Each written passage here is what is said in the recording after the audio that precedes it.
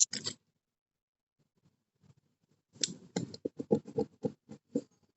aku langsung mulai aja mungkin. Eh, Assalamualaikum warahmatullahi wabarakatuh. Selamat malam semuanya. Selamat datang di tutorial histologi untuk bab sistem syaraf. Pada malam hari ini kita hanya akan membahas satu materi aja, yaitu sistem syaraf. Jadi sistem syaraf itu terbagi menjadi dua, ada sistem syaraf tepi dan sistem syaraf pusat. Sistem syaraf tepi itu terdiri atas tiga bagian, ada ganglion yang meliputi ganglion spinalis maupun otonom. Ada juga aliran syaraf. Aliran syaraf ini ada dua, sebenarnya ada yang afferent sama efferent. Itu nanti ada tiga bentukan juga, ada corpusculum Vater Pacini, corpusculum Meissner, sama motor end plate. Terus sistem syaraf tepi yang terakhir itu ada sabut syaraf. Selanjutnya itu ada sistem syaraf pusat. Kita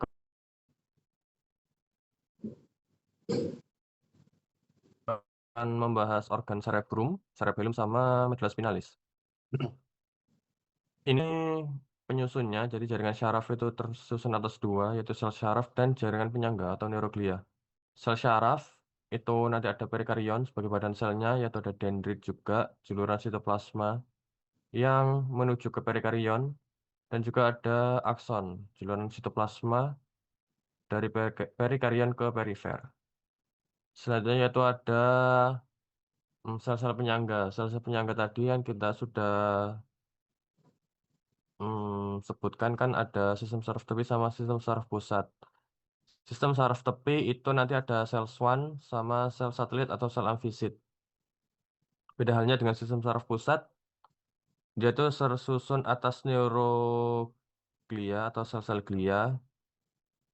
Ini meliputi makroglia, mikroglia, dan sel ependim. Makroglia itu tersusun atas dua, yaitu astrosit dan oligodendrosit, yang dibedakan atas jenis inti selnya. Kalau astrosit dia open face type, oligodendrosit dia dense chromatin type. Lalu astrosit sendiri itu terbagi atas dua juga, ada protoplasmik dan fibrous. Kalau protoplasmik dia itu berada di substansia grisea, sedangkan untuk fibrous ada di substansia alba. Gitu. Kita akan membahas pertama yaitu adalah neuron. Jadi neuron atau sel syaraf itu tersusun atas beberapa bagian. Yang pertama ada perikarion, yang tadi sudah aku bilang itu ada badan sel, merupakan tempat nukleus yang ini, yang mempunyai ciri intinya itu open face type. Dengan sitoplasmanya itu yang mengandung granul-granul basofilik yang disebut dengan nisel badis dari sini. Itu isinya yaitu granul, eh, retikulum endoplasmik kasar, juga ribosom, dan lain-lain di sini. Di nisel badis itu. Lalu ada akson hillock, di mana perbatasan antara perikarion ini dengan akson, dengan ciri khasnya yaitu tidak ditemukan adanya nisel badis. Terus yaitu dendrit, juluran sitoplasma pendek dari neuron ke perikarion. Gunanya adalah untuk menghantarkan rangsang dari perifer ke perikarion. Dia ini julurannya banyak dan bercabang gitu. Bedanya dengan akson, akson itu juluran sitoplasma panjang dari perikarion, dari sini ke perifer. Lalu ada sel Schwann itu sel yang terletak pada akson yang ada pada sini. Dia itu fungsinya membentuk selubung mielin. Itu. Ini sel Schwann-nya di sini, yang titik di tengah itu sel Schwann. Lalu selanjutnya adalah selubung mielin, suatu selubung yang berfungsi melindungi akson. Lalu ada node of Ranvier. Ini titik di mana akson itu tidak terbungkus oleh mielin. Gunanya adalah untuk mempercepat penyampaian rangsang. Lalu ini ada akson terminal, di mana ini nanti akan ber apa ya memberikan impuls atau rangsangannya itu lanjut ke perikarion.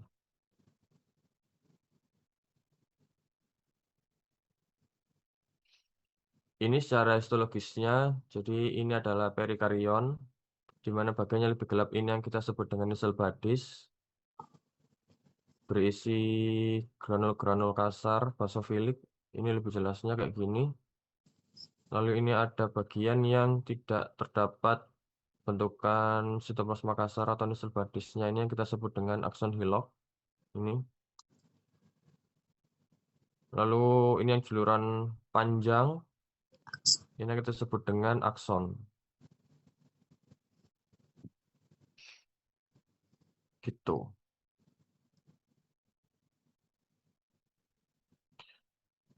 Itu tadi untuk neuron atau sel saraf. Selanjutnya yaitu kita sudah mulai masuk ke sistem saraf tepi. Yang pertama adalah ganglion. Jadi ganglion itu terbagi atas dua, ganglion spinalis dan ganglion otonom. Secara teori dia yang membedakan adalah intinya. Kalau ganglion spinalis itu ada di tengah, kalau ganglion otonom itu ada di tepi atau eksentris. Lalu sel satelitnya atau sel yang membantu itu kalau ganglion spinalis itu lumayan banyak yang mengelilinginya, sedangkan untuk ganglion otonom cenderung lebih jarang. Untuk letaknya sendiri, dia itu ada di dekat medula spinalis. Dan sabuk syaraf utamanya itu bermielin, sedangkan untuk ganglion otonom itu umumnya letaknya itu ada di dinding organ atau dalam kelenjar. Dan sabuk syaraf utamanya itu tidak bermielin. Dan nanti kalau semisalkan sudah masuk ke dalam organ-organ, biasanya namanya bukan lagi ganglion otonom, tapi sudah jadi plexus gitu. Nah ini secara histologisnya, jadi ganglion itu merupakan kumpulan perikarion di luar sistem saraf pusat. Bentukannya bulat-bulat kayak gini. Jadi secara teori sudah jelaskan kalau semisalkan intinya itu berada di tengah, untuk yang spinalis dengan ganglion otonom itu berada di tepi, yang eksentris. Gini. Tapi kalau misalkan lebih gampangnya lagi sih kalau aku secara histologis itu buat bedain mana spinalis dan mana yang otonom. Satu dari intinya, mostly kalau spinalis itu berada di tengah. Jadi enggak yang semua dari tengah, ini kan ada di agak ke samping, ini di samping. Jadi kalau misalkan kalian secara seluruh lapang pandang itu ada di tengah, berarti dia itu spinalis. Itu yang pertama. Sedangkan yang kedua itu ukuran selnya. Kalau ganglion spinalis ini cenderung tidak beraturan, ada yang besar, ada yang kecil, kecil, besar. Bedanya dengan otonom. Kalau otonom itu nanti dia cenderung lebih sama ukurannya, bentukannya gitu. Untuk sel satelit juga menurutku agak susah karena subjektif, banyak sedikitnya kalau menurutku. Jadi itu, kalau misalkan kalian mau buat patokan ya dari ukurannya sama dari letak inti selnya.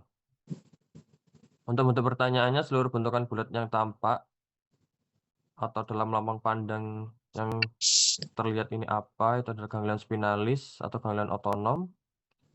Jaringan apa, ini masuk ke jaringan sistem syaraf tepi. Jadi jangan lupa ada sistemnya, sistem syaraf tepi, lalu sel apa, sel satelit, gitu.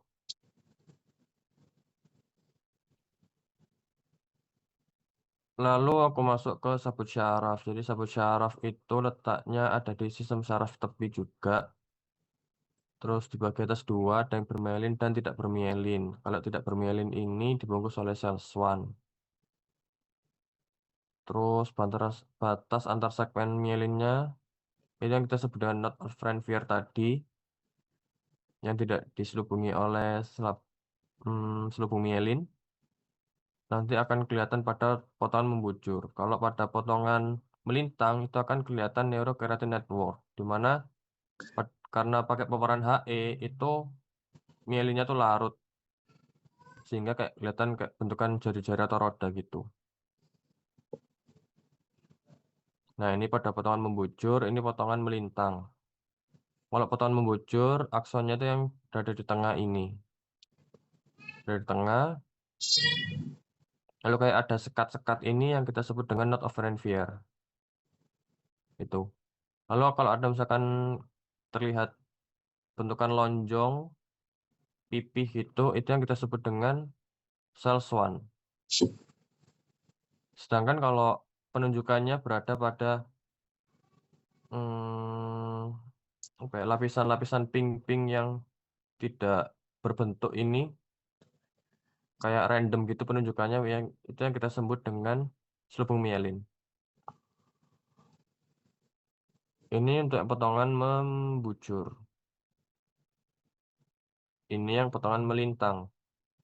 Ini kelihatan kayak bentukan jala-jala itu atau roda gitu, di mana sel-selnya yang berada di sisi dari lingkarannya ini. Bentukan ini yang kita sebut dengan neurokeratin network, karena kayak roda gitu. Yang tengah kayak titik ini yang kita sebut dengan akson. Itu. Ini untuk sabut syaraf.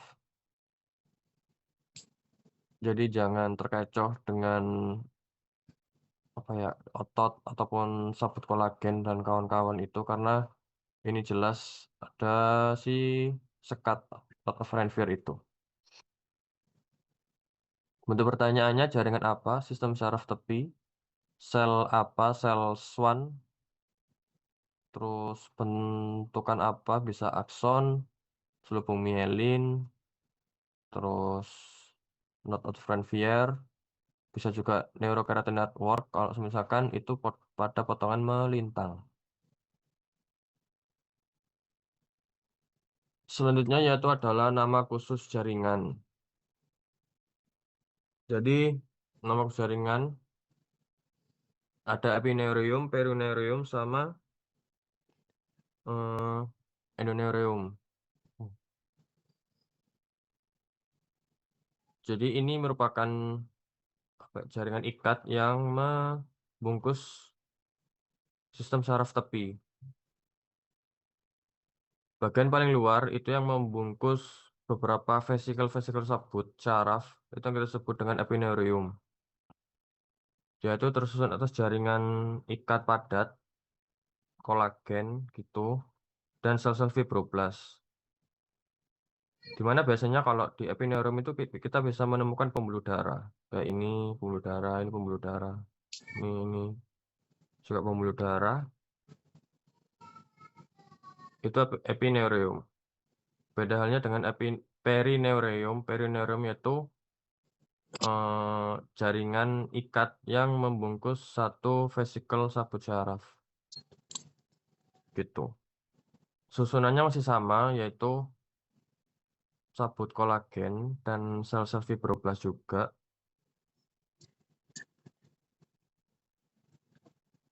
Tapi dia hanya membungkus satu vesikel sabut syaraf. Lalu ada endoneurium, di mana lapisan terdalam yang membungkus satu sabut syaraf aja, di mana ini tersusun atas jaringan ikat longgar. Jaringan ikat longgar ini kebanyakan disusun oleh BHSP yang serat retikuler yang dihasilkan oleh sel Schwann. Gitu. Untuk pertanyaannya, nama khusus jaringan bisa epineurium, perineurium, atau endoneurium. Lalu ada airan syaraf. Jadi airan syaraf itu kan tadi udah aku sebutin kalau misalkan ada dua. Dia itu ada yang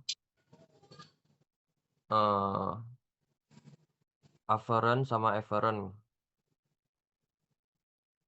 Efferent itu ada dua juga, ada efferent somatik sama otonom. Kalau yang motor end plate ini masuknya yang somatik karena dia kan secara sadar kita gerakan. Kalau efferent yang otonom itu yang nanti ada pada jaringan otot, pembuluh darah, dan kawan-kawan gitu. Kelenjar. Beda halnya dengan aliran syaraf aferen. Aferen berarti dia kan yang awal menerima rangsangan. Itu meliputi corpuscle Meissner sama corpuscle Vater-Pacini ini. Corpuscle Meissner dia itu bentukannya kayak gini, kayak kepompong gitu. Dia tuh ada di dermal papil. Dermal papil warnanya tuh pucat. Gunanya adalah untuk menerima rangsangan raba. Beda halnya dengan corpuscle Vater-Pacini. Dia bentukannya kayak bang bombay, letaknya di dermis kulit. Ini epidermis, agak ke bawahnya lagi. Ini yang dermis, isinya ini. Corpuscle Vater-Pacini. Dan berkapsul. Ini kapsul. Kapsul itu tersusun atas jaringan ikat. Gunanya apa? Untuk menerima rangsang getaran dan tekanan. Kalau motor end plate kan kita sudah bahas yang kemarin. Itu ada di atas skelet. Untuk bentuk pertanyaannya, bentukan apa? Corpuscle atau corpusculum Meissner, corpuscle Vater-Pacini, dan motor end plate. Itu mungkin untuk sistem syaraf tepi, teman-teman. Sebelum aku masuk ke sistem syaraf pusat, apakah ada pertanyaan terkait sistem syaraf tepi?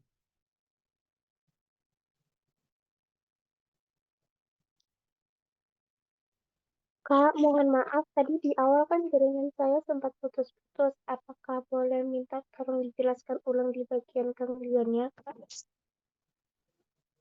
Gimana di bagian mana?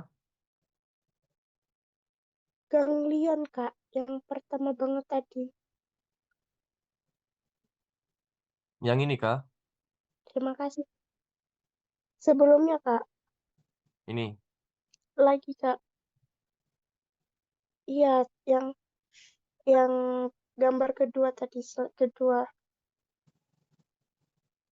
Eh, Yang ini. yang pas ada gambar ganglion otonom sama ganglion spinalis, Kak. Oh ini. Bentar. Ini ya. Ya, Kak. Oke. Terima kasih, Kak. Jadi secara teori ganglion itu merupakan kumpulan perikarion ini yang berada di luar sistem saraf pusat. Ganglion itu ada dua, ada yang ganglion spinalis sama ganglion otonom. Perbedaannya letaknya di mana? Itu pada posisinya. Kalau ganglion spinalis itu letaknya ada di dekat medula spinalis. Kalau ganglion otonom itu ada di organ sistem pencernaan ataupun kelenjar-kelenjar gitu. Lalu perbedaan yang kedua itu ada di letak inti selnya. Kalau inti selnya yang ganglion spinalis itu cenderung berada di tengah. Kebanyakan berada di tengah. Sedangkan untuk ganglion otonom, untuk inti selnya itu dia tuh letaknya di tepi atau eksentris gitu. Ini eksentris. Itu yang kedua. Lalu untuk yang ketiga, ganglion spinalis itu sabut syarafnya bermielin. Sedangkan ganglion otonom itu enggak. Itu. Itu perbedaan secara teori. Terus aku nambahin juga kalau misalkan secara histologis, kalau misalkan mau gampang buat membedainnya, itu bisa dilihat dari ukuran selnya. Kalau ganglion spinalis itu dia cenderung tidak sama besar. Ada yang kecil, ada yang besar, gini. Lalu kalau misalkan ganglion otonom itu cenderung sama ukurannya, gitu. Terus sel satelit juga. Sel satelit pada ganglion spinalis itu cenderung lebih banyak. Cenderung lebih banyak. Kalau ganglion otonom itu jarang. Sedikit ataupun jarang. Gitu. Untuk bentuk pertanyaannya, seluruh bentukan yang tampak bulat itu ganglion spinalis ataupun ganglion otonom. Terus jaringan apa? Sistem jaringan sistem saraf tepi. Untuk sel apa? Sel satelit ini. gitu. Ini kita tidak sebut dengan perikarion karena ini sudah jadi satu kesatuan. Kita nyebutnya ganglion, bukan lagi perikarion gitu. Jadi yang dimention hanya sel satelit. Seperti itu.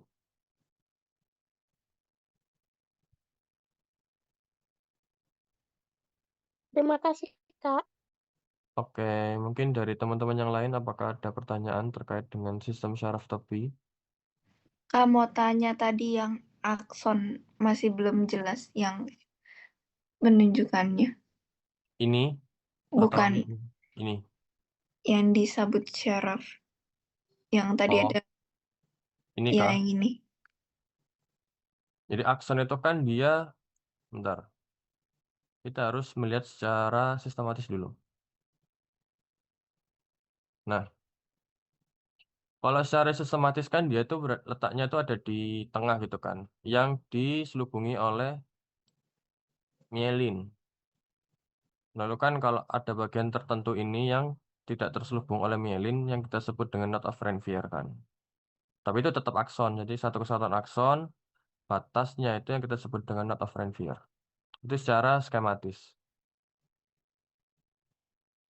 Nah, kita langsung lanjut ke secara histologisnya. Kalau secara histologis, ingat-ingat lagi, kalau tadi kan akson itu dia tuh berada di tengah, lurus gitu, kayak mana juga. Ini, ini juga berada di tengah, ini akson. Itu kita sebut dengan akson. Dan yang pink-pink yang menyelubungi ini, yang dibatasi oleh hitam-hitam ini, itu yang kita sebut dengan selubung mielin. Dan perbatasannya yang kayak cekungan ini yang kita sebut dengan knot of Ranvier. Gitu. Nah ini juga kelihatan kan aksonnya yang berada di tengah ini, yang dekat kursorku. Gitu. Contoh akson. Apakah sudah jelas ya? Sudah Kak, terima kasih. Oke. Dari teman-teman yang lain? Mungkin? Sebelum aku lanjut ke sistem syaraf pusat.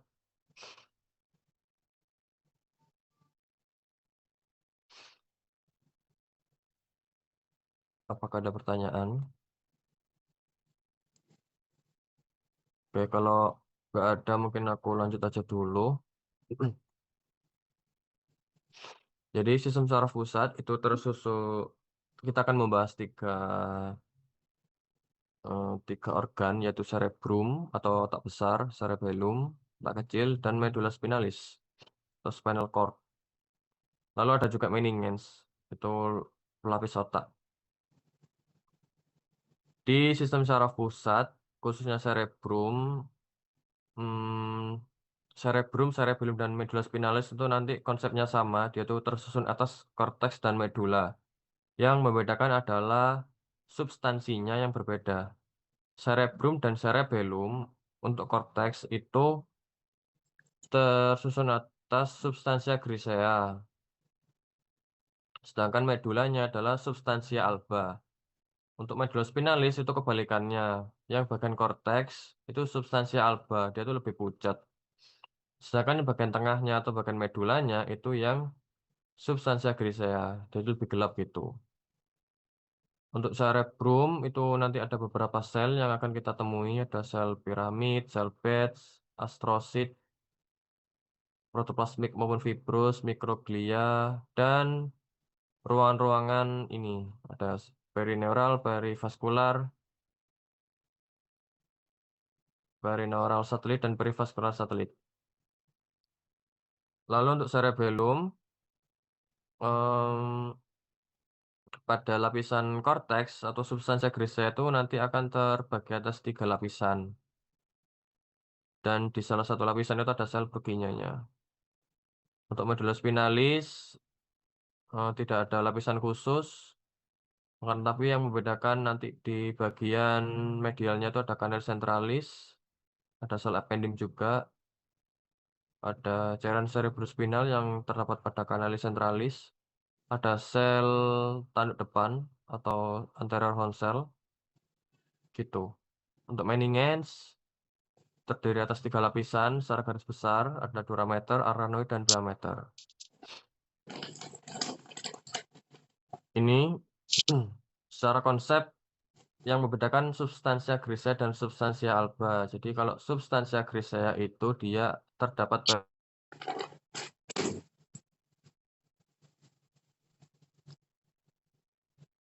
terus dia sabut syarafnya itu tidak bermielin, sedangkan dan terdapat pembuluh darah dan sel neuroglia dapat ditemukan.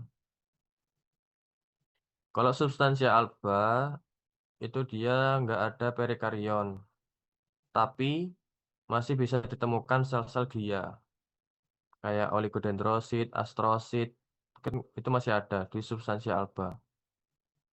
Lalu sabut syarafnya itu bermielin dan pembuluh darah itu sudah mulai jarang. Ini pembagian sel-sel glia atau neuroglia.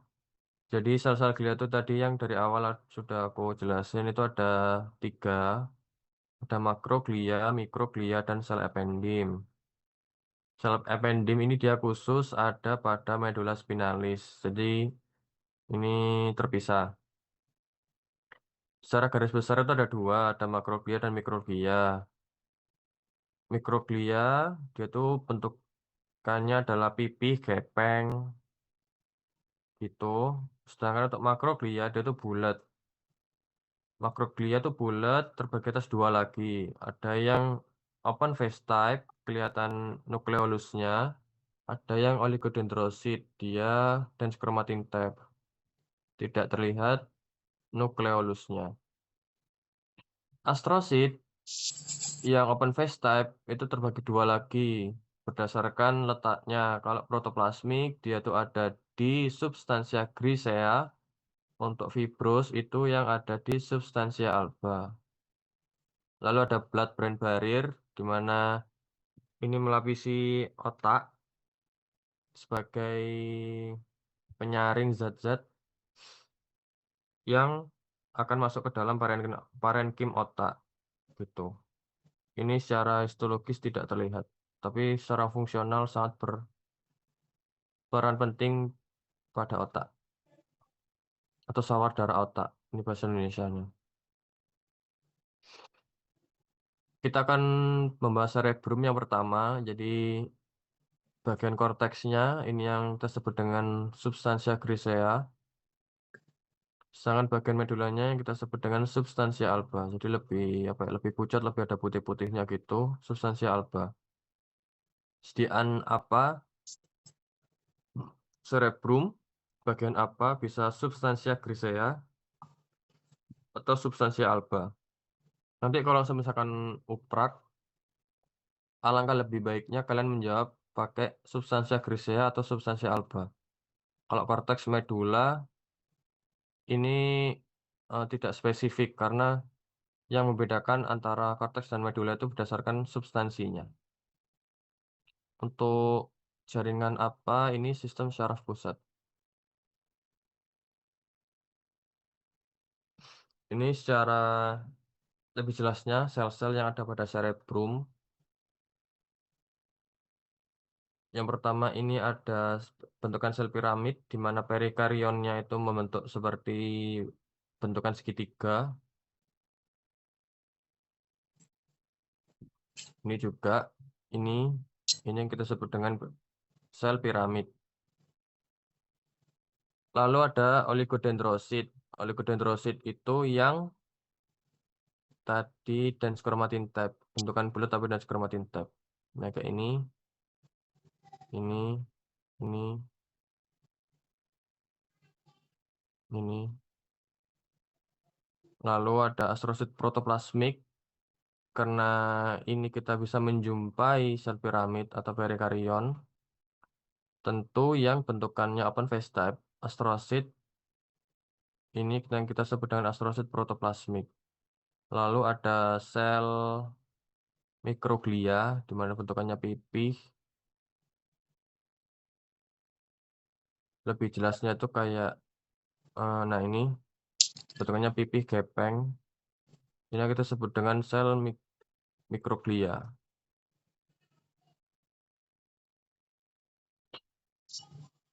Lalu ada beberapa ruangan. Ada yang pertama itu ada perineural space dan perivascular space. Jadi perineural space itu merupakan ruangan yang berada di sekitar perikarion. Kalau perivascular space itu merupakan ruangan yang berada di sekitar pembuluh darah.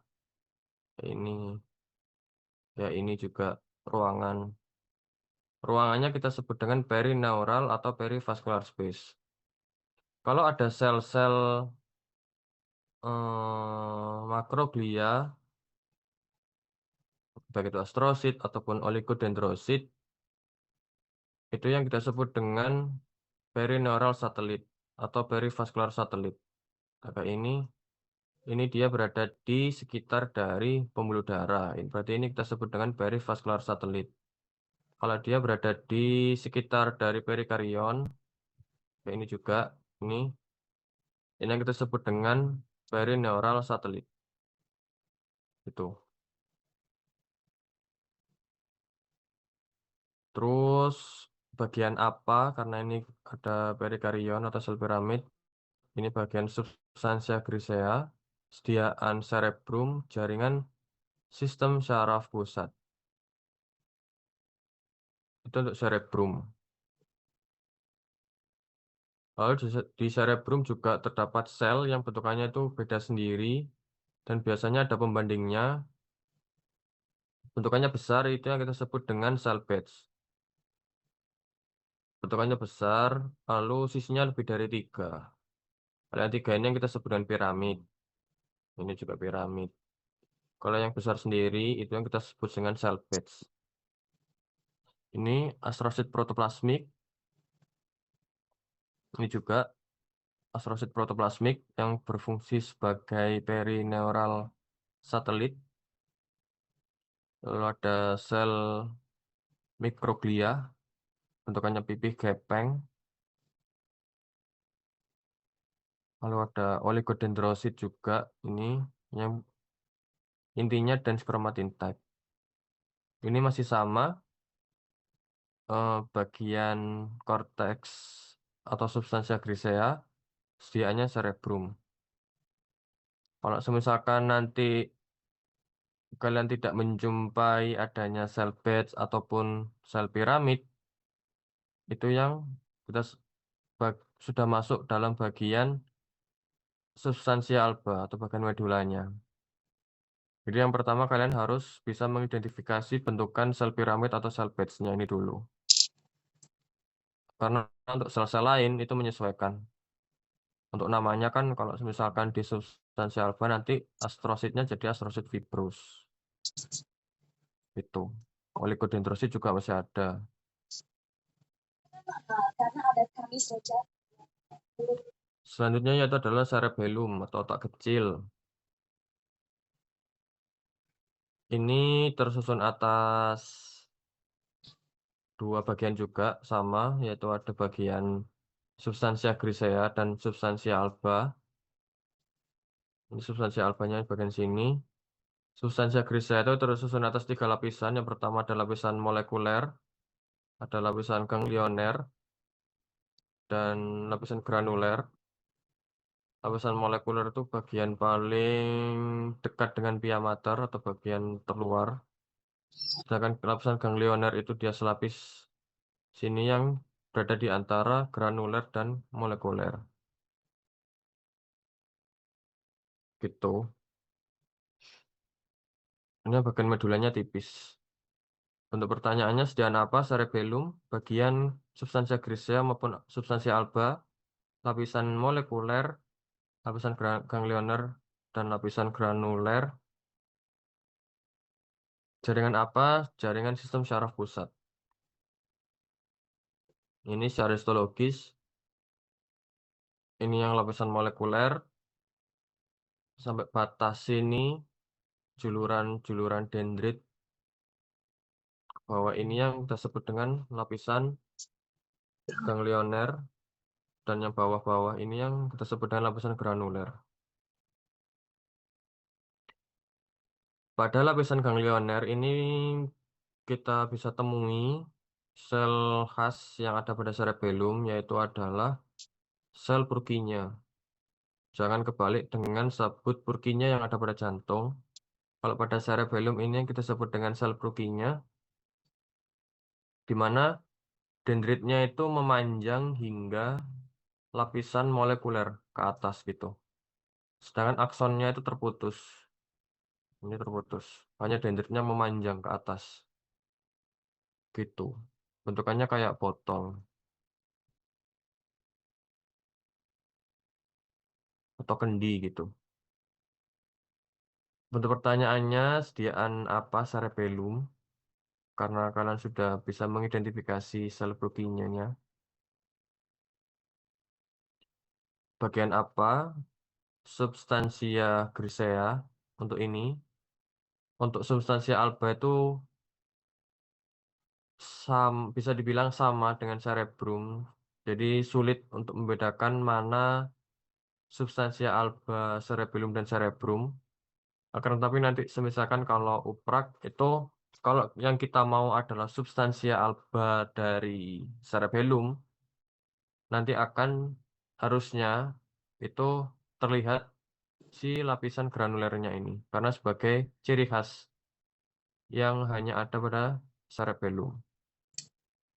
Lalu lapisan apa? Sama lapisan molekuler, lapisan ganglioner, lapisan granuler, sel apa? Sel Purkinje, terus sistem jaringan apa? Jaringan sistem saraf pusat. Oh ya, di cerebellum juga kalau perbesarannya besar banget, nanti kalian juga bisa melihat eh, sel-sel piramid dan sel-sel glia yang lain. Akan tapi sebagai pembeda antara cerebrum dan cerebellum, itu nanti akan kelihatan si sel Purkinje-nya gitu. Lalu masuk ke medula spinalis.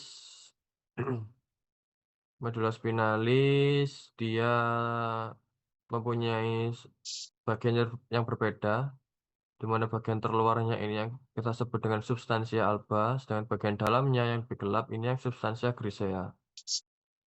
Di bagian medialnya ini yang terdapat kanalis centralis. Bentukannya kayak kupu-kupu gitu. Kalau terlihat secara lebih jelasnya. Untuk pertanyaannya, jaringan apa? Sistem saraf pusat, sediaan medula spinalis, bagian substansia alba yang pucat, dan substansia grisea yang bagian gelapnya. Lumen, kanalis centralis, sel apa? Anterior horn cell. Atau nanti kelihatan kalau misalkan ini di perbesaran yang besar, itu sel ependym. Ini yang bagian substansia grisea, karena kita masih dapat menemukan perikarionnya yang bentukannya khas, juluran-juluran sitoplasmanya itu memanjang, yang kita sebut dengan anterior horn cell atau sel tanduk depan. Gitu. Ukurannya besar, tidak ada pembandingnya. Beda hanya yang ada pada sel batch yang di cerebrum, itu kita masih bisa menemui sel piramid. Sedangkan pada bagian medula spinalis, substansia grisea itu hanya ada anterior horn cell.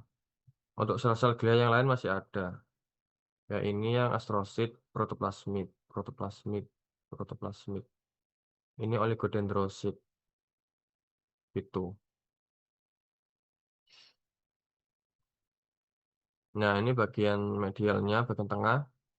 Ini adalah lumen kanalis centralis, di mana dia dikelilingi oleh sel-sel ependym.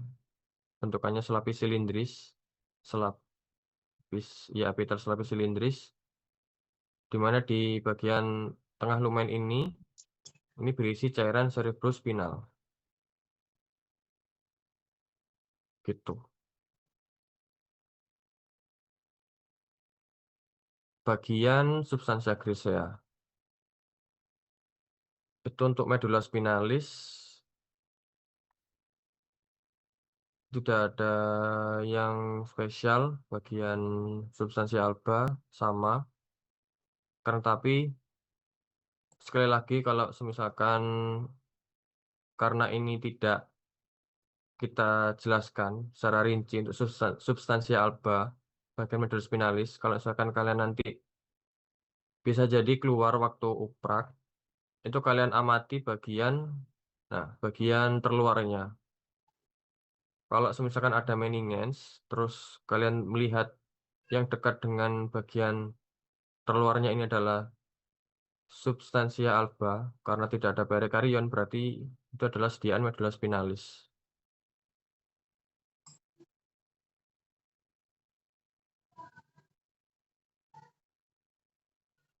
Selanjutnya yaitu adalah meninges. Jadi meninges itu merupakan lapisan otak yang terbagi atas 3 lapisan. Yang pertama adalah pia mater, dura mater, dan pia mater, arachnoid, dan dura mater, arachnoid, dan pia mater. Sorry. Dura mater ini merupakan lapisan paling luar, tersusun atas jaringan ikat padat, di mana lapisan keduanya itu adalah arachnoid,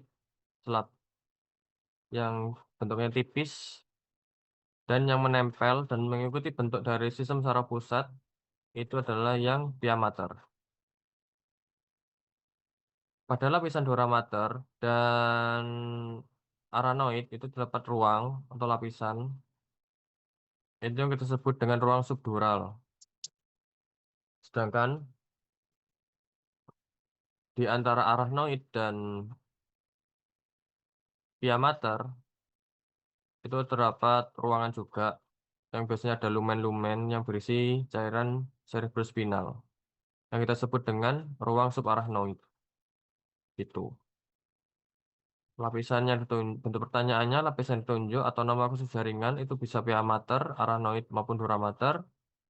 Ruangan subdural ataupun ruang subarachnoid. Nah, ini berisi cairan cerebrospinal atau cerebrospinal fluid dan merupakan bagian dari lapisan meninges. Nah, ini lebih jelasnya, ini dura mater, jaringan ikat padat. Biasanya itu menempel pada kerangka otak. Jadi kalau misalkan terlepas, hanya tersisa arachnoidnya aja. Ini yang pia mater yang menempel pada sistem saraf pusatnya. Ini yang lapis ruangan subarachnoid. Nah, ini white matter. Karena ini white matter, otomatis ini yang medula spinalis. Gitu. Itu untuk sistem syaraf dari teman-teman. Apakah ada pertanyaan terkait sistem saraf pusat?